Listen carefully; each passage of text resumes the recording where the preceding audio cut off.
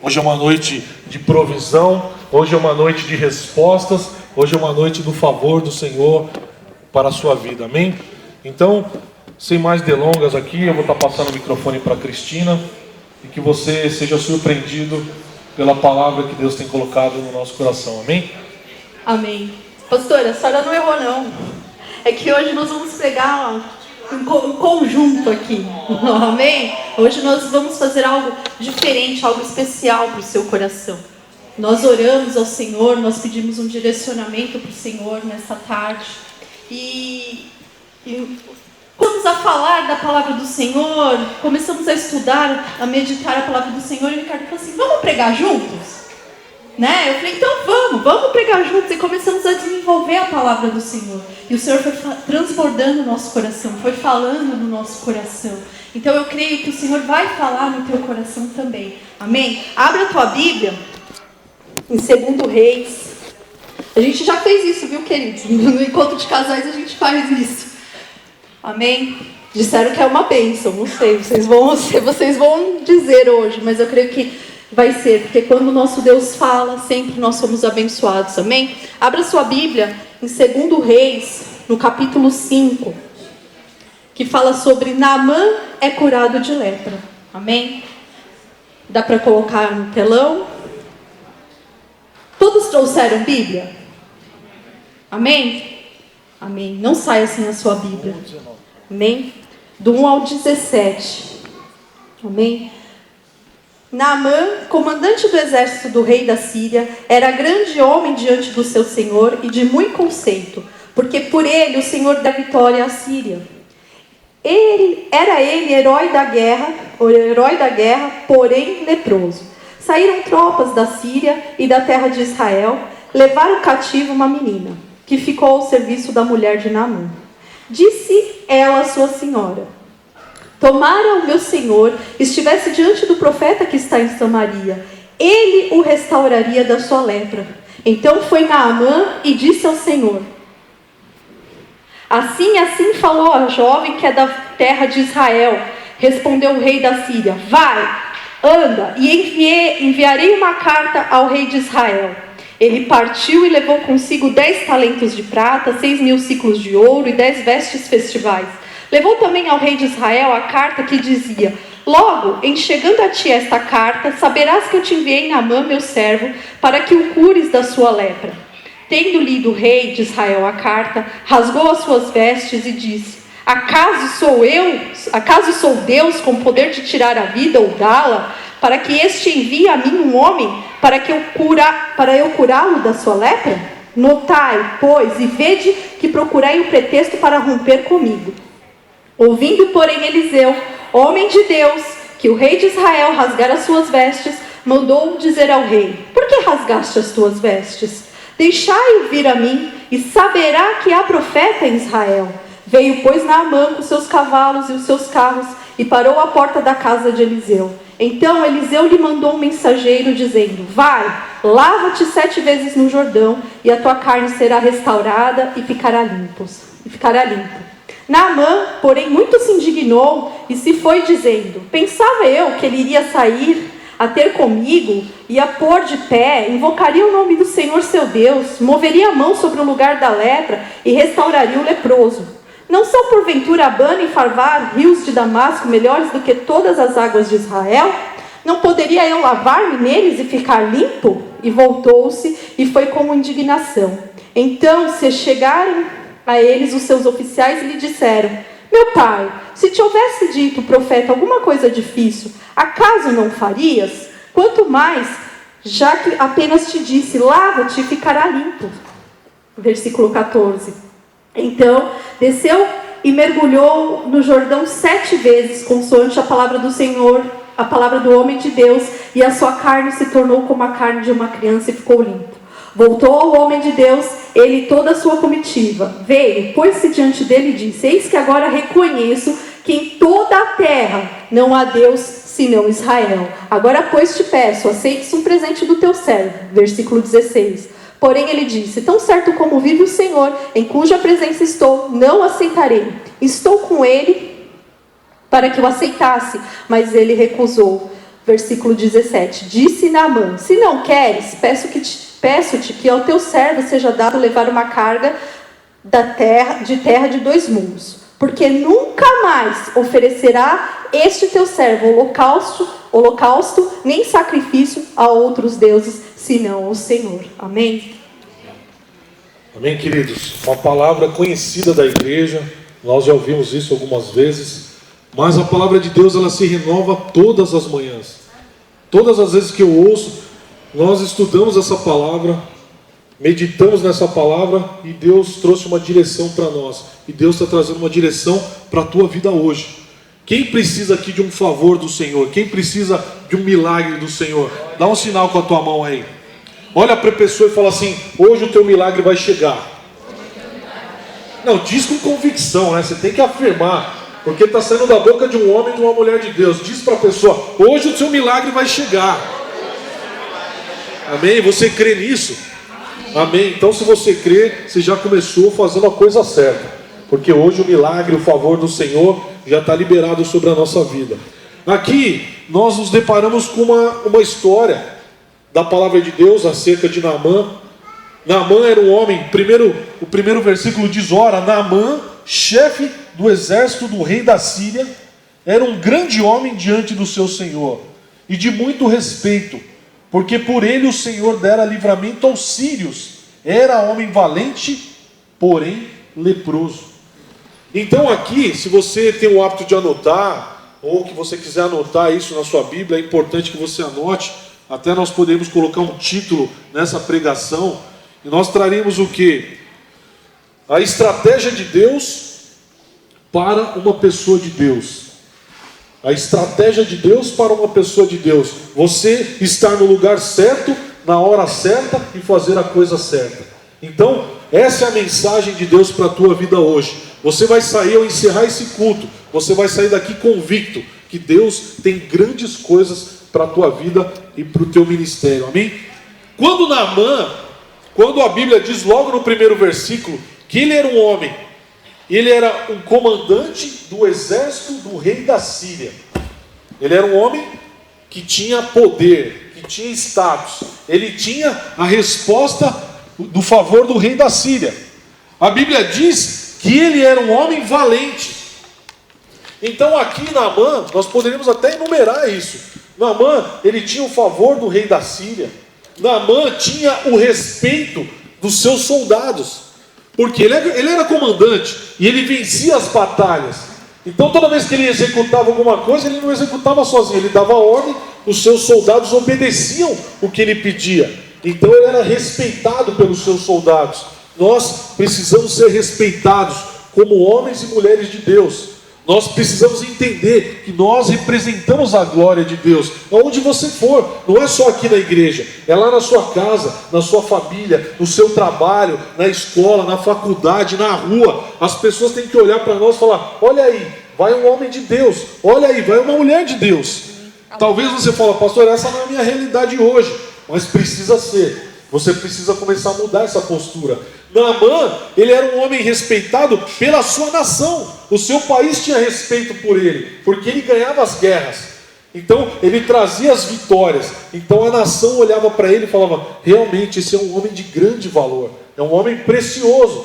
Então ele tinha a resposta. Naamã, ele era um homem que era amado pela sua esposa. Ele tinha uma família e a sua esposa o amava muito. Então, olha quanta coisa tinha a respeito de Naamã.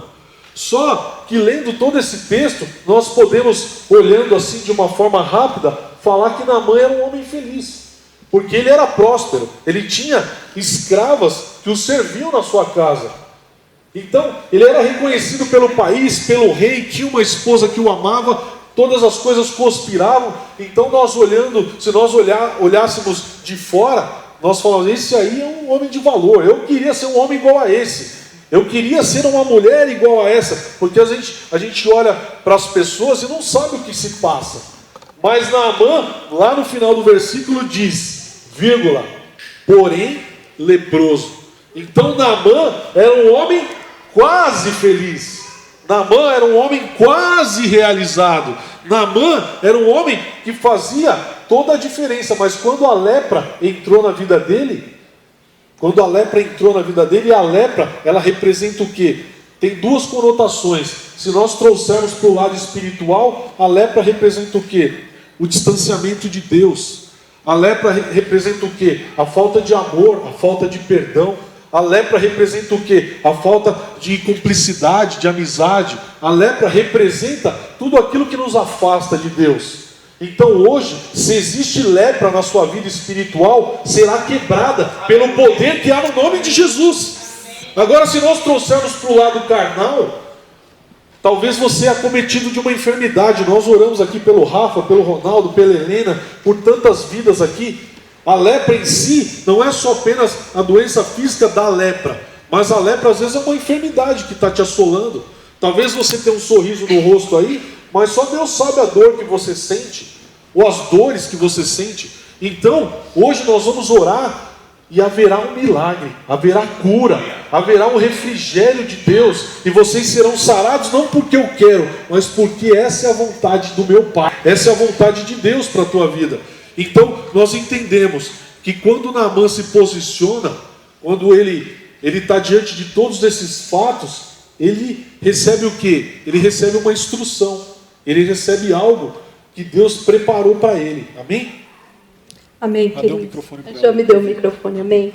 No versículo 2, a gente decorrendo o texto, a gente se depara com uma menina, né? O pastor Ricardo estava falando sobre Naamã, o prestígio que ele tinha, as honras, mas nós vemos aquela menina. E a Bíblia não me fala, não me dá uma identidade daquela menina, não me fala que tribo que ela era, de Israel, não me fala quantos anos ela tinha, qual era o seu nome. A Bíblia não nos diz isso. A Bíblia diz o quê? Que ela foi levada como escrava, ela foi levada cativa.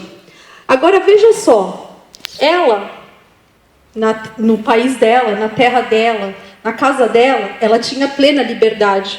E quando nós temos liberdade, né, na nossa casa, você dorme a hora que você quer, você acorda a hora que você quer, você come na hora que você quer, você é uma pessoa livre. E ela foi levada por um país, teve uma guerra entre Israel e a Síria, e ela foi levada como escrava. Diferente de como eu estava conversando com o pastor Ricardo, diferente de José. O José, ele foi vendido como escravo, mas não havia uma inimizade entre os povos. Ele foi vendido porque os irmãos tinham inveja, então vamos matar José. Não, vamos vender José. Então, na verdade, ele não tinha o ódio no coração dele, um rancor de ter sido vendido por pessoas que seriam inimigas dele. E ela não, ao contrário, ela foi tirada da sua terra, ela foi arrancada por inimigos. Havia uma guerra, não era qualquer coisinha. E aí, chegando lá, ela não tinha mais essa liberdade. Ela não poderia se deitar na hora que ela queria, ela não poderia comer na hora que ela queria. Ao contrário, ela tinha que o tempo todo estar servindo. De repente, na casa dela, ela ajudava os afazeres da mãe, ajudava. Mas lá não, ela tinha que servir, porque ela foi tida como escrava. E mesmo assim, ela estando lá, longe do seio da família dela, longe dos pais, dos irmãos, não sabendo se os veriam, né? Ela escuta, fala assim, que o Senhor dela estava acometido de uma doença. E ela diz, opa, peraí, vou chamar minha senhora. E ela chama a senhora dela e diz assim, olha, se ele soubesse, se ele fosse lá no profeta que tem lá na minha terra, ele seria curado. E eu quero perguntar para vocês, nós temos o poder da palavra da vida, amém? Você tem esse poder? Amém. Você traz na sua vida esse poder? Amém. Quantas vezes nós falamos do Senhor para as pessoas que estão aqui na igreja, para as pessoas que estão necessitadas, mas quantos de nós vamos falar para as pessoas que são inimigas? Porque Naamã era inimigo dela. E ela disse assim, olha, eu sei quem pode te ajudar. Então hoje o Senhor quer que você esteja num lugar estratégico. Porque ela estava no lugar estratégico. Ela estava no lugar onde ela abençoaria aquela casa, aquele homem, aquela família. E muitas vezes nós temos o poder da vida nos nossos lábios, no nosso coração, e nós nos calamos. Nós não falamos, eu vou falar para ele. Ele me fez tanto mal. Essa pessoa me julgou tanto, falou de mim, e eu vou falar do amor de Deus para essa pessoa. Então, nesta noite, é isso que o Senhor quer de você. É para falar para as pessoas também que necessitam. São para esses que o Senhor Jesus veio, para as pessoas que necessitam. O Senhor veio para quem precisa. Ele diz, eu vim para aqueles que estão perdidos. Não é assim que a palavra diz? Eu vim buscar o que estava perdido. E assim é nessa noite. Então, não cale a sua boca. Seja boca de Deus. Fale do amor de Deus. E deixe Deus trabalhar no seu coração, querido. É difícil você ir lá e dar um abraço na pessoa que te afligiu. É difícil você lançar uma palavra de vitória sobre aquele que quer a sua derrota. É difícil. Mas aquela menina fez a diferença onde ela estava. Ela ficou em lugar de destaque. Por quê? Ela era uma escrava. Ela era um nada. Não era assim? Ela era uma escrava, ela era um nada. E a senhora dela deu ouvidos a ela. E mais, Naamã ouviu o que aquela menina tinha a dizer. E foi lá e foi experimentar do Senhor. Então que nessa noite você se coloque como a boca de Deus. Se coloque como aquela menina. Dizendo, Senhor, a partir de hoje, aonde eu estiver, eu vou falar do teu amor, eu vou pregar a tua palavra, ainda que não ouçam, ainda que me julguem, eu vou falar, porque o Senhor é comigo, amém? Amém? Amém. Amém. Aplauda o Senhor, glorifique o Senhor nesta noite. Amém. Tomando com base o que o pastor acabou de dizer, essa menina, ela tinha tudo para falar mal de Naamã, tinha tudo para fazer coisas terríveis. Quantas vezes nós agimos de forma errada? Nós que servimos a Deus, às vezes as coisas não estão acontecendo na nossa vida. Você vem à igreja, frequenta a igreja, mas não tem usado a sua boca para fazer aquilo que agrada a Deus. A Bíblia diz que a oração contrária é como um pecado de feitiçaria. Então, dentro da igreja existem feiticeiros, os feiticeiros gospel. Nossa, pastor, é sério, pesado o que você está falando de cima do púlpito, verdade. Às vezes, nós temos buscado o favor de Deus, mas usamos a nossa boca para maldizer as pessoas. Por exemplo, dá uma explicação aí, pastor, um exemplo real para eu entender melhor o que você está querendo dizer. Vamos pensar no pai ou na mãe que tem um filho, que tem uma filha. Aí o filho se relaciona com uma menina, começa a namorar com essa moça. E a mãe e o pai não aprovam esse relacionamento. Ao invés da pessoa colocar isso diante de Deus e falar, Senhor, coloca no coração do meu filho, coloca no meu coração. Será que essa menina é uma menina para o meu filho mesmo? Será? E orar e colocar diante de Deus, a pessoa ora e fala, Deus, faz alguma coisa. Faz essa menina quebrar a perna, faz essa menina cair do avião, cair do ônibus, para ela sumir da vida do meu filho. Porque eu não aprovo esse relacionamento. E eu estou falando assim, você dá risada, mas isso acontece. Às vezes o contrário, a sua filha está namorando com um rapaz que você não aprova. E aí você fala a mesma coisa, Deus, eu não sei o que você vai fazer. Antes de eu dar uns tapas nesse cidadão aí, então faz alguma coisa. Faz essa pessoa sair da vida do meu filho. Ou você que tem um esposo, que tem uma esposa, às vezes o seu esposo não vem na igreja, às vezes a sua esposa não vem à igreja, às vezes o seu esposo, ele tem algum tipo de vício, ao invés de você abençoar, você é a primeira a maldizer. Você fala, por que você não leva esse traste logo? Querida, foi você que escolheu, foi você que falou amém lá na hora que o padre te casou, o pastor casou, e até que a morte o separe, você aceitou, e depois você faz uma oração falando, olha Deus, leve essa pessoa porque eu não estou aguentando. Isso é como feitiçaria diante de Deus. Eu estou dando apenas alguns exemplos. Você pode falar assim, pastor, que horror, que coisa terrível, isso acontece dentro da igreja. Isso acontece, às vezes... trazendo para os jovens, às vezes você tem uma pessoa lá na faculdade, na escola, que você não quer o bem dela. Às vezes ela te oprime, causa algum desconforto, e ao invés de você falar, Senhor, toca no coração dessa pessoa, muda a vida dele, muda a vida dela, nós somos os primeiros a orar para acontecer alguma coisa para ele sair do nosso caminho. Tira então, nota hoje, zero, né? Tira nota zero na prova, né? Tira zero aí e acabou, né, pastora? Então o que acontece? Nós precisamos entender que nós temos que ter estratégias de Deus para ganhar as pessoas. Nós temos que ter estratégias de Deus para mudar as nossas vidas. Nós temos que ter estratégias de Deus para mudar o curso da nossa família. Nós temos que ter estratégias de Deus para mudar a nossa situação financeira. Nós temos que ter estratégias de Deus para encontrar o favor do Senhor. E o favor do Senhor já foi liberado na cruz do Calvário. Tudo está sujeito. Deus deu todo o domínio e autoridade para nós. Você pode vencer o dia mal. Às vezes vem na sua mente um pensamento e você domina os seus pensamentos. Às vezes vem pensamentos ruins sobre a nossa mente. E o que você tem que fazer? Pergunta assim, pastor, o que eu tenho que fazer? Você pergunta para mim? Não sei, eu vou te falar. O que você tem que fazer? Quando vem um pensamento ruim na sua mente, você tem que fazer o quê? Você tem que trazer à memória o que te dá esperança. Tira aquele pensamento ruim, de ódio, de mágoa, de rancor, e lembra das coisas boas que Deus fez, lembra dos momentos bons que você passou em família. Tira aquele pensamento de morte e coloca pensamento de vida.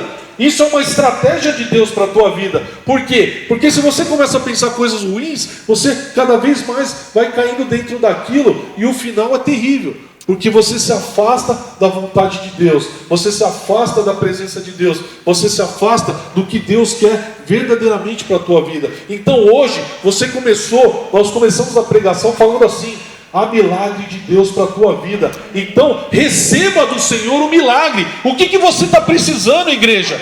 Você tem hoje o Deus que é o Criador de todas as coisas, e Ele está aqui nessa noite. Existem anjos ministradores do Senhor trabalhando enquanto você está sentado. Sabe por quê? Porque Ele te ama da forma que você é. Ele te ama com os seus defeitos, com os seus erros, mas Ele diz assim: ei, acorda. Eu tenho algo novo. Eu quero você, mulher, numa posição de destaque. Eu quero você, homem, fazendo aquilo que eu te chamei para fazer. Tira o desânimo do coração, tira as coisas que te afastam de Deus e coloca a verdade de Deus na tua vida. E foi isso que aconteceu, amém, com Naamã. Nós estávamos conversando e nós vimos, né, e todos sabem disso, nós temos a palavra de Deus, que graças a Deus nós podemos alcançá-la em todo o tempo na nossa casa, né? E todos os personagens da Bíblia, eles foram colocados em lugar de destaque. Eles estavam em lugares estratégicos. Nós começamos a falar, olha José, olha Moisés, todos queridos. E nós falamos sobre Davi. Vamos contar rapidinho aí para vocês pegarem aí um pouquinho também, comer um pouquinho de Davi. Davi, ele foi escolhido para ser rei de Israel. Ele foi escolhido. E ele chegou na casa dele, estava acontecendo alguma coisa, ele não sabia o que estava acontecendo. E ele chegou lá e... o que está acontecendo? O profeta está aí. O profeta está aqui. O profeta vai escolher um rei. Nossa, o profeta vai escolher um rei. E ele foi escolhido. E muitas vezes nós olhamos para nós mesmos e falamos assim: como eu sou pequenininho. Por que Deus vai me escolher? Por que Deus vai me colocar num lugar estratégico? Para fazer o quê? Aquele menininho que deveria ter o quê? Os seus 14, 15, 16 anos. Ele foi escolhido só para ser rei, só isso. E aí passa-se o tempo, Davi continua cuidando das suas ovelhas, fazendo os seus afazeres. E aí ele vai levar, o pai fala: olha, seus irmãos estão em guerra, vai lá levar comida, vai lá levar bebida, vai lá, leva para eles. E ele chega e tem um alvoroço ali. E ele fala: o que está acontecendo? O que está acontecendo aí? Aí os irmãos: Davi, vai, sai daqui, você quer se mostrar, sai fora. E aí ele vai perguntando: o que está acontecendo? O que está acontecendo? E eles falam: olha, tem um homem aí grande, chamado Golias, e ele está afrontando o Deus de Israel, Davi. É isso que está acontecendo. É? Então tá bom. E quem que vai lá? Não tem nenhum corajoso aqui para ir lá, não. Não tem? Então tá bom. Me diz mais uma coisa. O que o rei está dando de prêmio para quem vai lá, para quem for lá e enfrentar o Golias? Aí eles falaram: olha, o rei vai dar a filha dele, né, como prêmio, o rei vai isentar impostos. Aí Davi falou o seguinte: quer saber? Eu vou lá enfrentar. Primeiro porque ele está afrontando a Deus. né? E com Deus não se brinca. Então eu vou lá afrontar. E segundo, porque eu sou um homem estratégico. Porque se Deus falou que eu vou ser o rei e Ele vai dar a filha dele como prêmio, bom, já está pertinho para eu chegar ali no reinado. Então ele usou de estratégia. Ele foi um garoto estratégico. Então você diz às vezes para você mesmo: mas eu sou tão pequeno, eu sou tão humilde, eu não sei falar, eu não sei fazer. Queridos, como nós lemos aqui, aquela menina era apenas uma escrava também. Ela também talvez não soubesse ler, não soubesse escrever, mas eles foram pessoas de estratégia. E que nessa noite você seja uma pessoa de estratégia. Levanta suas mãos e diga assim: eu serei uma pessoa de estratégia. Porque sabe por quê você vai ser uma pessoa de estratégia? Porque na frente vai o Deus de Israel na sua frente. Não é qualquer pessoa. Não é a pastora Cris, pastor Ricardo, pastor Val. Não é. Sabe quem vai à sua frente? É o Senhor dos exércitos. Amém? Aplauda o Senhor, glorifique o nome dele, porque ele está neste lugar. Amém? Aleluia. Tremendo. Davi tinha uma estratégia. Quando Davi ele toma aquela posição e fala: quem que está assolando, quem que está se colocando aí contra o Deus de Israel? E era um baixinho invocado. A Bíblia diz que ele não tinha muita expressão, era um homem sem aparência, mas havia nele já um propósito de Deus. E há um propósito de Deus para a tua vida. Aleluia. Há um propósito de Deus para a tua vida. E o propósito de Deus é muito melhor do que você pensa. Porque os pensamentos de Deus para você são pensamentos de paz. A vontade do Senhor para a tua vida é muito maior do que você imagina. Talvez você colocou um projeto, montou alguma coisa que você queria resolver, e Deus fala: não, eu vou fazer de forma diferente, melhor do que você quer. Eu vou te dar a esposa, a namorada, o namorado, a casa, eu vou te dar o recurso melhor do que você está esperando. O que eu preciso fazer, pastor? Eu só preciso ter uma estratégia. Davi tinha uma estratégia. Quando ele se depara lá com aquele gigante, eu fico imaginando o meu filho Léo. Eu tenho um filho de 6 anos, todo mundo sabe, o Leonardo de 6 anos, na frente do evangelista Rodrigo, mais ou menos para fazer uma comparação. O Léo diante de um gigante. Pela condição humana, se eles fossem brigar, não tinha condição nenhuma. Era um soco de cima para baixo, assim, pronto, acabou a briga, resolveu o problema. Só que Davi, quando ele entra naquela cena, colocam nele toda uma ornamentária, capacete, coloca um escudo, coloca uma bota nele, ele chega todo esquisito lá. Aquilo pesava quase uns 70 quilos de roupa de guerra. E ele não conseguia nem andar. E aí ele chega e fala: não, tira isso aqui de mim, isso aqui eu não consigo usar esse tipo de coisa. Mas aí todo mundo fala: você vai enfrentar Golias, o homem mais temido, e ainda vai representar o nosso exército aqui. E aí Davi olha para aquela multidão e fala: gente, fica tranquilo. Quem está na minha frente é Deus. Essa batalha eu já venci. Porque isso é fé, igreja. Você precisa olhar para o problema e falar para o problema: problema, você está com problema agora. Por quê? Porque eu sirvo a Deus. Então esse meu problema vai cair por terra. Essa sua enfermidade, você já é curado pelo poder da palavra. Basta você tomar posse disso. Então Davi, quando ele se depara com aquele gigante, ele tira aquela ornamentária, pega lá as pedrinhas dele, pega a funda dele e chega ali, aí beleza, chegou diante daquele gigante.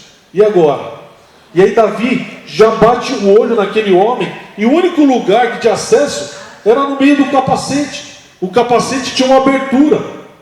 E aí o que ele faz? Ele fala: vai ser bem nesse cabeção aí que eu vou acertar uma pedrada. Vai ser no meio da testa dele. Hoje você vai dar uma pedrada na cabeça do diabo. Ele vai ser envergonhado, porque há poder no nome de Jesus. Você vai vencer essa situação na sua vida, porque você entende que você é uma mulher e um homem de estratégias. Pastor, quais são as minhas estratégias? Quando você ora, quando você lê a palavra e quando você profetiza, sai da sua boca. Você ainda não viu o milagre, mas você já toma posse e fala: eu já vejo o meu milagre. Assim como Davi, quando ele entrou ali na frente daquele gigante. E aí o final da história você conhece.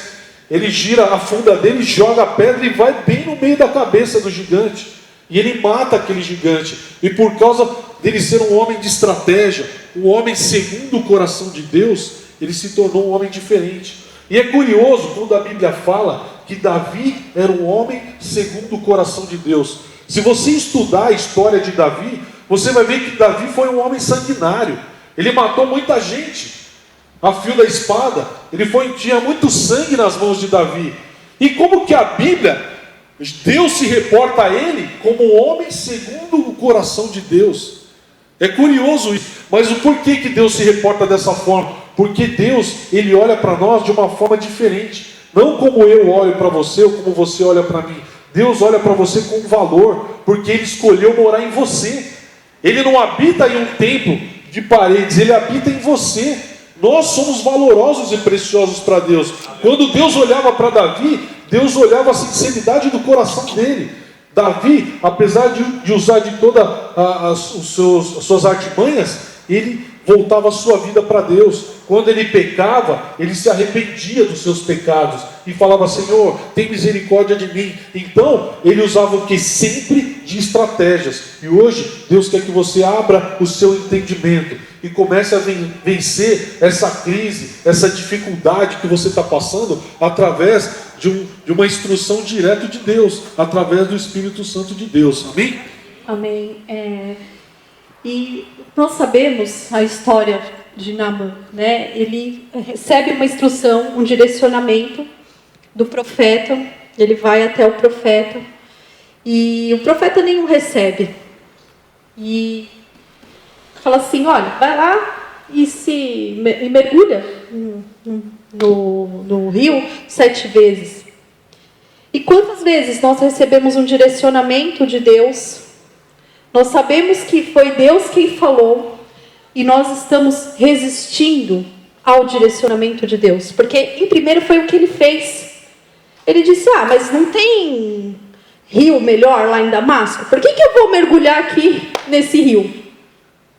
E aí, muitas vezes, Deus está falando com você, está dando um direcionamento. Olha, querido, você vem, busca a presença do Senhor, você ora, você confia, Deus te responde. Mas, Senhor, eu não quero esse caminho. Mas, graças a Deus, ali tinha pessoas, né, que quando ouviram Naamã dizer isso, disse assim: mas por que você não faz isso? Ele te pediu algo tão fácil, tão simples. E quantas vezes nós estamos passando dificuldades e nós ouvimos algo de pessoas que não têm pacto com Deus, não têm aliança com Deus. E nós estamos ouvindo essas pessoas. E a partir de hoje você vai ouvir o que? Pessoas que convivem e que vivem a palavra de Deus. Não adianta vir à igreja de quarta e domingo. Não adianta, queridos, a gente levantar as mãos, adorar. Mas quando chega em casa, não pratica a palavra do Senhor. Não vive a palavra do Senhor como deveria viver. Porque 100% dá para viver? Não dá, nós somos humanos, que nem nós cantamos aqui. Me ajuda a melhorar, Senhor. É todos os dias, são todos os dias. Me ajuda a melhorar todos os dias. Mas você tem que ouvir pessoas que querem ser como Jesus, que querem seguir um exemplo de Cristo. E ele foi e ouviu aquelas pessoas que estavam ali. E aí ele mergulha, dá o primeiro, o segundo, o terceiro mergulho, o quarto mergulho, o quinto mergulho. E aí a gente até coloca: é o mergulho do orgulho, é o mergulho da quebra da incredulidade, é o mergulho da quebra... E vai falando. E aí ele chega no 6º mergulho e não aconteceu nada.